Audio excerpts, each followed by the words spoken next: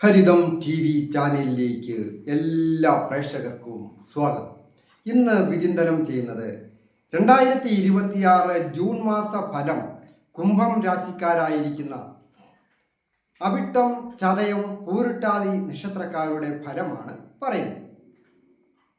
ഈ നക്ഷത്രക്കാരെ സംബന്ധിക്കുന്നിടത്തോളം വളരെയധികം പ്രത്യേകതകൾ ഉള്ള ഒരു മാസമാണ്. അതായത് രാസ്യാധിപനായിരിക്കുന്ന ശനി രണ്ടാം ഭാവത്തിൽ നിൽക്കുന്നു. ഏഴര ശനി കഴിഞ്ഞിട്ടില്ല, ഒരു വർഷം കൂടിയൊക്കെ ഉണ്ട്. എങ്കിലും മറ്റ് ചില ഗ്രഹങ്ങൾ പൂർണ്ണമായ അനുഗ്രഹം തരുന്ന ഒരു മാസമാണ് ഈ ജൂൺ മാസം. ഏറ്റവും പ്രധാനപ്പെട്ടത്, ഏറ്റവും പവർഫുള്ളായിരിക്കുന്ന ആഗ്നേയ ഗ്രഹമായ ആദിത്യഗ്രഹം അത് 4-ാമിടത്ത് കേന്ദ്രസ്ഥാനത്ത് നിൽക്കുന്നു. 15 ദിവസം കഴിയുമ്പോൾ അത് മിഥുനം രാശിയിലേക്ക് മാറും. അപ്പോഴും അത് ഭാഗ്യസ്ഥാനമാണ്, ത്രികോണസ്ഥാനമാണ്. കേന്ദ്രാധിപത്യ ശുഭത്വമാണ് ഈ കുംഭം രാശിക്കാർക്ക് ആദിത്യൻ. ശുഭകാരിയായ ഗ്രഹം കുടുംബത്തെ സൂചിപ്പിക്കുന്ന ഭാവത്തിൽ നിൽക്കുമ്പോൾ അപ്രതീക്ഷിതമായ പല നേട്ടങ്ങളും ഉണ്ടാകും, കുടുംബത്ത് വന്നു ചേരും. കുടുംബത്തുള്ളവർക്ക് ഈ നക്ഷത്രക്കാരെ കൊണ്ട് അനുഭവിക്കുവാൻ യോഗമുണ്ടാകും. അങ്ങനെയൊക്കെ ഉണ്ട്. അതായത് പ്രധാനമായിട്ട് ആരോഗ്യം ഒരു പരിധി വരെയൊക്കെ വളരെ ശ്രദ്ധിക്കേണ്ടതാണ്. കാരണം ഏഴര ശനിയൊക്കെ തീർന്നിട്ടില്ല, ശനി ബന്ധമുണ്ട്. കൂടാതെ രാഹു രാശിയിൽ തന്നെ നിൽക്കുമ്പോൾ പല വിധത്തിലുള്ള ആരോഗ്യ പ്രശ്നങ്ങളൊക്കെ ഉണ്ടാകുവാൻ സൂചനയുണ്ട്. രോഗങ്ങൾ മാറുന്നതിനും രോഗങ്ങൾ വരാതിരിക്കുക അത് വലിയ പ്രധാനമാണ്. ഇതുവരെ ഏഴര ശനി കടന്നു പോയിട്ട് ഇപ്പോൾ 6 കൊല്ലമായിട്ടും ഇനി ഒരു വർഷം കൂടിയല്ലേ ഉള്ളൂ. ഇതുവരെ എനിക്ക് കുഴപ്പമൊന്നും വന്നില്ല എന്ന് വിചാരിക്കുന്നവരാണെങ്കിലും വളരെ ആരോഗ്യപരമായ കാര്യങ്ങൾ വളരെ ശ്രദ്ധിക്കണം. കെമിക്കൽ ചേർന്ന ഭക്ഷണങ്ങൾ, ലഹരി പദാർത്ഥങ്ങൾ, അസമയത്തെ യാത്രകളൊക്കെ കഴിവതും ഒഴിവാക്കുന്നതാണ് നല്ലത്.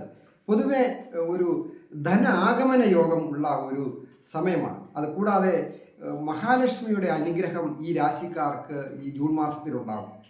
മഹാലക്ഷ്മി എന്ന് പറയുമ്പോൾ അത് 5-ാം ഭാവം, അത് പ്രതിഭാസ്ഥാനാധിപൻ കൂടിയായിരിക്കുന്ന ബുധൻ അവിടെ ബലവാനായിട്ട് സ്വക്ഷേത്രമായിട്ട് സ്ഥിതി ചെയ്യുമ്പോൾ ആ സ്വക്ഷേത്ര ബലവാനായിരിക്കുന്ന ബുധനോട് യോഗം ചെയ്തിരിക്കുന്നത് ഏറ്റവും പ്രധാനപ്പെട്ട 9-ാം ഭാവാധിപനാണ്. 9-ാം ഭാവാധിപനായിരിക്കുന്ന ശുക്രൻ, ബുധ-ശുക്ര യോഗം അത് അപ്രതീക്ഷിതമായ ഐശ്വര്യങ്ങൾ കൊണ്ടെത്തും. മഹാലക്ഷ്മിയുടെ സാന്നിധ്യമാണ് ആ ഭാഗ്യസ്ഥാനത്ത് കാണുന്നത്.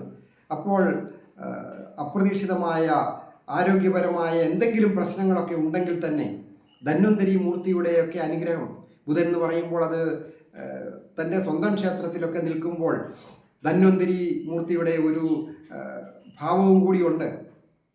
അപ്പോൾ രോഗാവസ്ഥകളൊക്കെ മാറുന്നതിനും ചികിത്സകളൊക്കെ ഫലിക്കുന്നതിനും ആരോഗ്യം വീണ്ടെടുക്കുവാനും ഒക്കെ പ്രത്യേകിച്ച് കൊച്ചുകുട്ടികൾക്കും പ്രായമായവർക്കും യൗവനയുക്തർക്കും മധ്യവയസ്കർക്കും യുവതി യുവാക്കൾക്കും ഒക്കെ പ്രയോജനകരമാണ് ഈ രോഗാവസ്ഥകൾ മാറുന്നതിനും ഒക്കെ.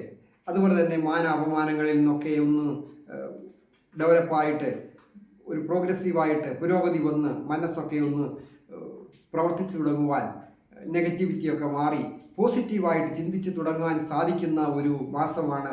വളരെ ദീർഘകാലമായിട്ട് എന്തെങ്കിലും തരത്തിൽ അപമാനങ്ങളോ അവിഖ്യാതികളോ മനസ്സറിയാത്ത പല കാര്യങ്ങൾക്കും വന്നു ചേർന്ന നക്ഷത്രക്കാരാണ്.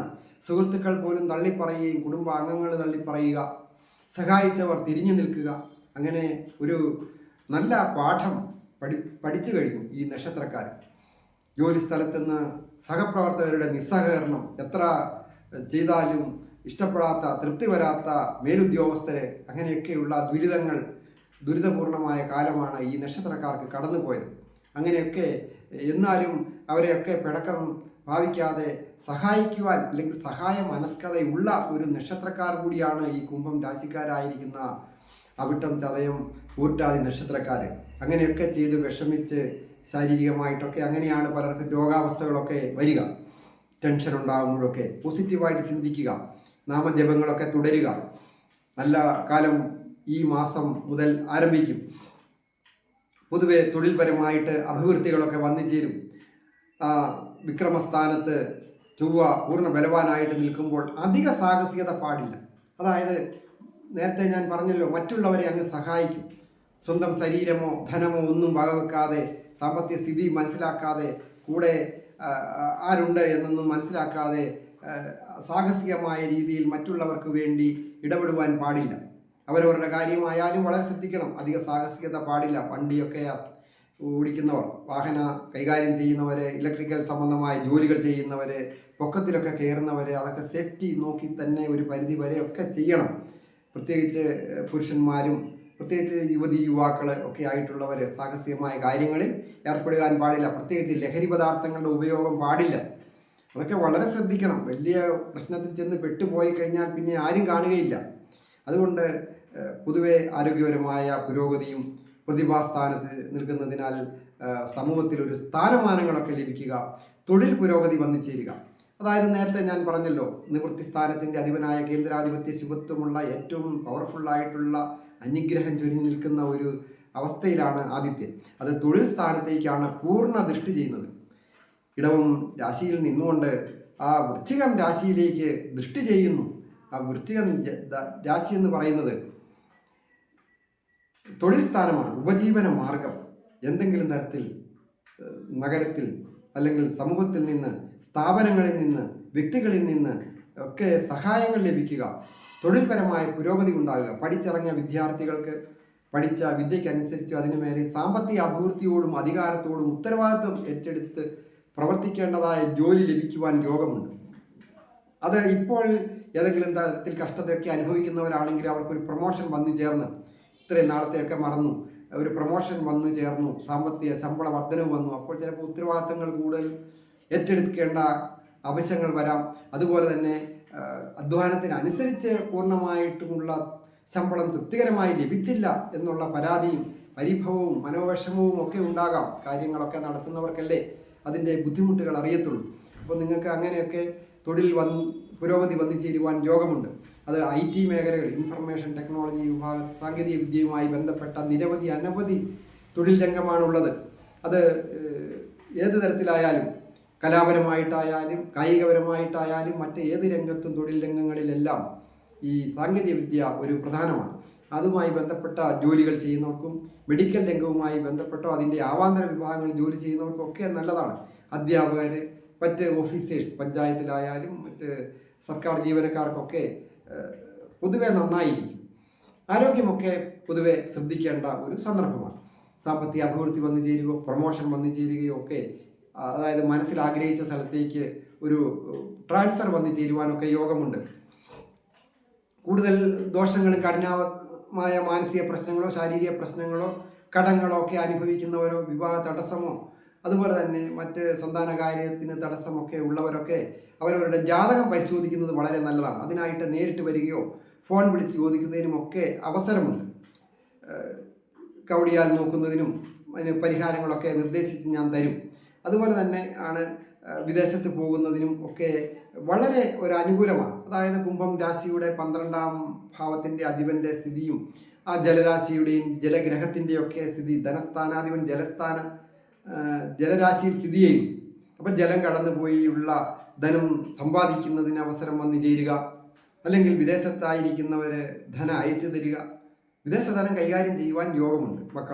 മക്കളൊക്കെ വിദേശത്ത് പോയിരിക്കുന്നവർ, ഇതുവരെയൊക്കെ ജോലിയൊക്കെ പുരോഗതി ഇല്ലാതിരുന്നവർക്ക് അവർക്ക് ജോലിക്കൊരു പുരോഗതി വന്നു, സാമ്പത്തിക അഭിവൃദ്ധി ഉണ്ടായി, മാതാപിതാക്കൾക്ക് വേണ്ടപ്പെട്ടവർക്ക് ധനം അയച്ചു കൊടുക്കുന്നതിനും അതുവഴിയൊക്കെ സന്തോഷകരമായ ഐശ്വര്യപൂർണ്ണമായ കുടുംബജീവിതം നയിക്കുവാനൊക്കെ സാധിക്കും. ദമ്പതികളായിട്ടുള്ളവർ വളരെ ശ്രദ്ധിക്കണം. അവർക്ക് ദാമ്പത്യഭാവത്തിൽ കേതു എന്ന് പറയുന്ന ആ പാപഗ്രഹം അവിടെ സ്ഥിതി ചെയ്യുന്നത് അങ്ങോട്ടും ഇങ്ങോട്ടും ആവശ്യമില്ലാത്ത കാര്യങ്ങൾക്ക് പ്രശ്നങ്ങൾ ഉണ്ടാകാതെ പരസ്പരം നോക്കണം. മറ്റൊരാളെ ഒന്നും പഴി പറയുന്നിട്ട് കാര്യമില്ല. അതായത് ഒരു കുറ്റം പറഞ്ഞ് അകന്നു പോകാതെ എപ്പോഴും സന്തോഷകരമായിട്ട് ജീവിക്കുവാൻ വേണ്ട എല്ലാ ദൈവാനുഗ്രഹവും ഈ കുംഭം രാശിക്കാർക്കുണ്ട്. എന്നാൽ അത് നിരുത്തരവാദപരമായിട്ട് പരസ്പരം പഴിചാരിയും ഒക്കെ കുടുംബ അന്തരീക്ഷം കലുഷിതമായിട്ട് കാര്യമില്ല.